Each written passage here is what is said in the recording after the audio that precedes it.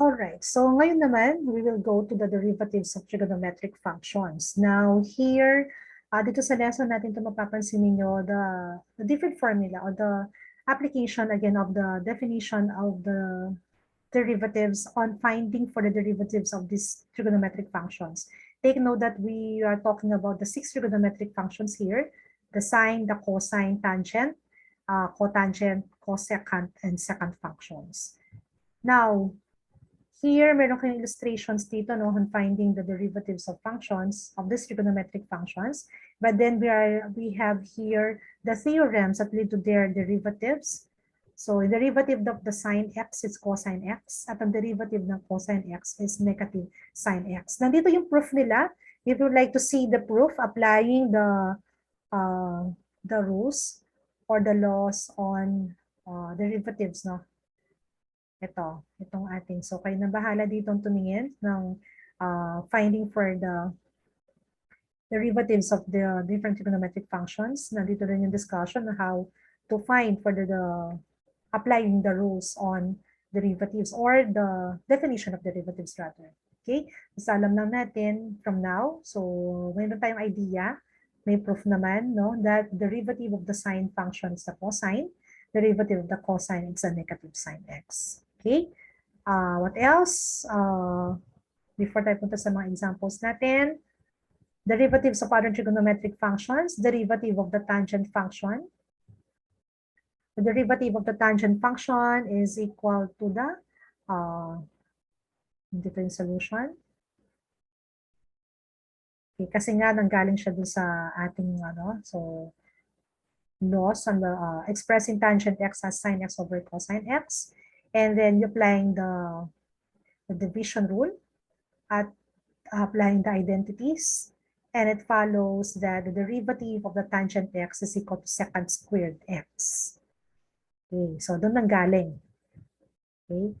And checkpoint natin, same thing for the cotangent x. No? The derivative of the, if f of x equals cotangent x, then the derivative of the cotangent x equals negative cosecant squared x. So, dapat ganun na makuha naman natin for the cotangent. So, applying also the same lang procedure on the tangent. Okay, another. So, meron na tayo ha. So, yung derivative ng sine x, that is equal to cosine x, positive tayo. The derivative of cosine x is equal to negative sine x. The derivative of tangent x equals secant squared x. And the derivative of the cotangent x equals negative cosecant squared x. Careful kayo sa mga signs. Okay, next. Derivative na lang ng dalawang functions na natitira. Derivative of the, ayan, nakalagay na dito. Derivative of the secant x at saka derivative of the cosecant x. No?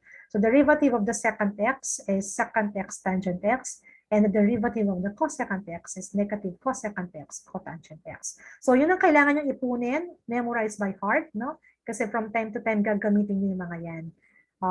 Pwedeng ilagay sa index card muna, but if you will apply them from time to time, so mamememorize nyo talaga ng lahat yan. Again, the derivative of the sine x is equal to cosine x. Derivative of cosine x is negative sine x. Derivative of tangent x is equal to secant squared x. Derivative of cotangent x is negative cosecant squared x. Derivative of the secant x is equal to secant x tangent x. Or tangent x, secant x. Pareho lang yun kasi pwedeng mag-commute yan. And the derivative of the cosecant x is negative cosecant x, cotangent x. So these are the 6 derivatives for the 6 trigonometric functions. Now, let's have an application. Tingin tayo. Sige. Halimbawa na lang. Nagyan tayo ng exercises dito. Suppose I asked you to get the derivative if f of x equals 3x squared cosine x. So how would you get now the derivative of this? So by applying the product rule, so f prime of x will be what? Derivative of the first muna, 6x. So para ba meron kang 3x squared, multiply to cosine x dyan. So, ito muna tayo. So, the first factor, derivative niya is 6x, times, kukopihin ko lang to, which is cosine x, plus, okay, the second one, derivative of the second, which is equal to the derivative of cosine, it's negative sine x. Don't forget na paparenthesis siya para hindi ka nililito, times the first factor, which is 3x squared.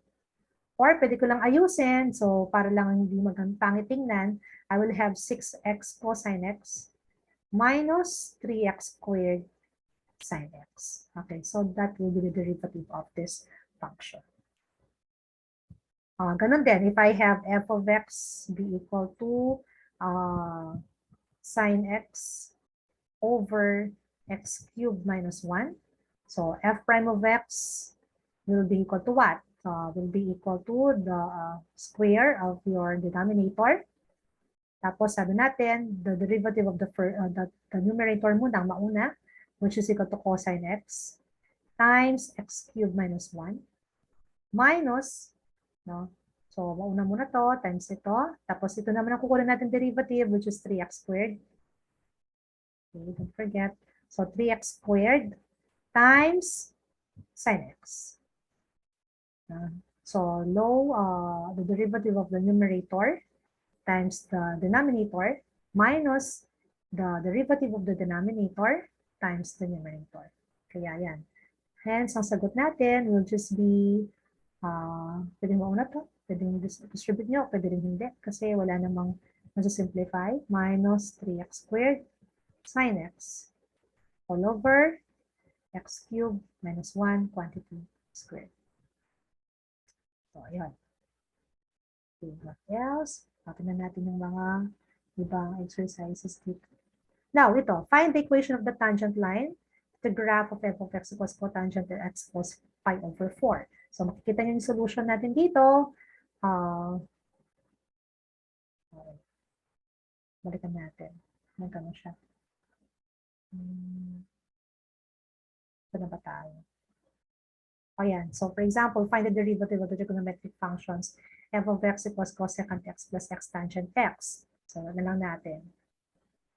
Derivative. So, by term, di ba? Applying now the rules, basic rules for differentiation, f prime of x will be equal to, derivative ng cosecant x is negative cosecant x cotangent x. Okay? Plus, okay, walang problema doon sa addition kasi pwede naman per term ang pagkuha ng derivative. But this one is product, so you have to apply the product rule. So again, plus, ito na yan, the derivative of the first, that's 1, times the tangent x. So hindi ko nalagay yung 1 ha. So 1 times tangent x plus, yung pangalawa naman, the derivative of tangent x will be secant squared x times x. Don't forget, meron kang parenthesis doon. Ayusin lang natin, f pangit tingnan, so this will become negative cosecant x cotangent x plus tangent x plus x secant squared x. So this is then the derivative of your f of x here. Now ito, 2 tangent x minus your f prime of x here will be equal to 2 secant squared x minus derivative of cotangent x, it's negative cosecant squared x. Kaya negative, this will become positive. So plus 3 cosecant squared x. Now, find the slope of the tangent line to the graph of f of x equals tangent x of x equals pi over 6. You know that the derivative of your tangent is equal to secant squared x. Diba? Ngayon, what is f prime of pi over 6? This will be equal to secant squared of pi over 6. So, ano bang pi over 6? Pi over 6, it's 30 degrees rather. 30 degrees. So, ano bang secant doon? Kasi ang secant, it's 1 over cosine. Tignan natin, yung mga, at 30 degrees, you have square root of 3 over 2, 1/2. No? At ang secant natin, it's the reciprocal of your cosine. So, the reciprocal of this one, so the secant, it's 2 over square root of 3. Hence, pag kinuha ko yung, this is second pi over 6. Second pi over 6 is 2 over square root of 3. Hence, pag ni-square ko siya, second squared of pi over 6, this will be the, if you will square 2 over square root of 3. So the answer here is 4 over 3. Okay, so that's the answer. So the answer for checkpoint 3.30. Okay, tignan natin yung iba. Kung meron pa bang. These are all the higher derivatives. Kumukha na sinasabi ko kanina that if pag kinuha mo yung higher derivative, all you have to do is just get the derivative of the derivative. Okay, for example, find dito the fourth. Ibig sabihin nito, the fourth derivative of x with the fourth derivative of y with respect to x. So, ilang beses yun? So, let's check, no? The first derivative, y prime, cosine x ito. So, the first derivative, it's negative sine x. Okay, kasi derivative of cosine x, negative sine x. Second derivative, the derivative na nito. Derivative of sine x, cosine x, therefore negative cosine x ito. The third derivative, okay, derivative of cosine, it's negative sine. This will become negative of negative sine, so it will become positive sine x. Okay. Hence, the fourth derivative, no, yung fourth derivative niya, will be the derivative of sine x will be cosine x. Yan. So, yan yung sagot natin for this one. Yung sinasabi nilang higher derivative. No? Next.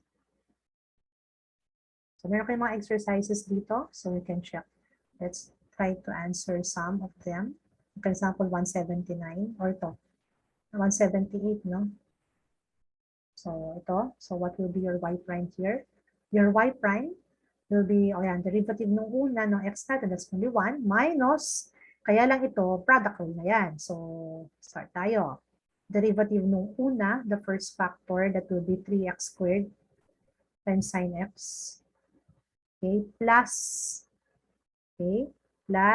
derivative naman ng second term, which is cosine x, times yung x cubed. I hope clear na sa inyo kung paano kumuha, no? Using the product rule.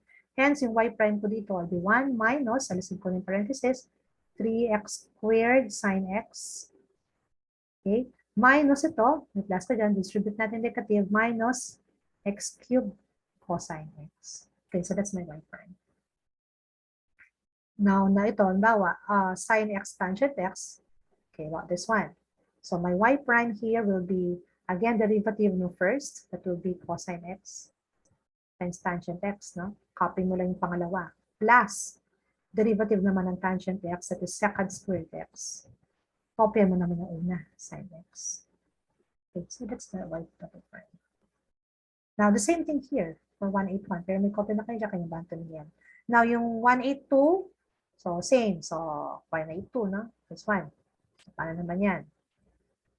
So, denominator natin, again, 1 minus second x. So, square natin. Sabi natin, okay, the derivative of the numerator, that will be second squared x.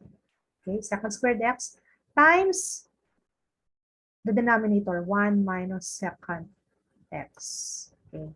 Minus, yung derivative naman ng denominator mo, that is 0 minus the derivative of second x, it's second x tangent x. Negative siya ngayon, negative second x tangent x times the numerator, which is tangent x. So try to simplify it if you want. This will become second squared x minus second cube x. Okay, tapos meron akong minus dito plus. I will have here second x tangent squared x. All over 1 minus second x quantity squared. Okay, paki-check na lang, no, yung mga ano kung sakali may errors dun sa mga signs natin. Okay, so the rest, you can check your answers later. You can practice and then check your answers later. So that's all, I think. Thank you. So, stop share ko na rin to.